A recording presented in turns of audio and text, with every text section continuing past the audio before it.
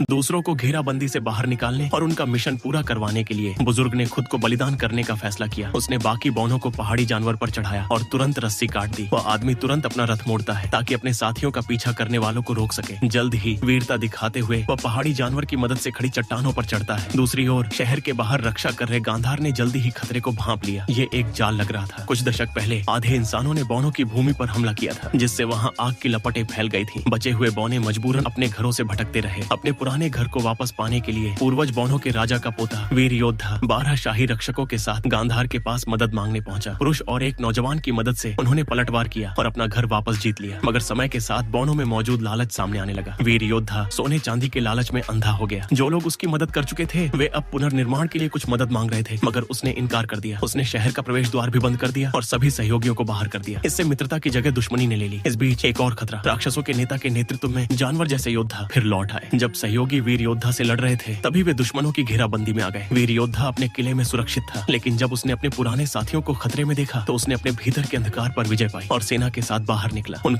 राक्षसों को हराने का एक ही रास्ता था, उनके राजा को मारना। इसलिए वह अपने शाही रक्षकों के साथ दुश्मन के बीच कूद पड़ा, मगर उनका रथ शत्रु की भारी सेना ने घेर लिया। यहीं से कहानी की शुरुआत होती है। जब वे पहाड़ी पर चढ़ रहे थे, गांधार ने देखा कि यह एक बड़ा षड्यंत्र है और तुरंत नौजवान को संदेश देने भेजा। वह आदमी जादुई अंगूठी लेकर निकल पड़ा, लेकिन जब तक वह वहां पहुंचा एक रक्षक पहले ही दुश्मन के हाथ लग चुका था। बाकी सभी बचाने दौड़े और वीर योद्धा दुश्मन से भिड़ गया। एक और थका हुआ बौना था, दूसरी ओर ताजगी से भरे भयंकर जानवर योद्धा। वीर योद्धा जल्द ही दबाव में आ गया।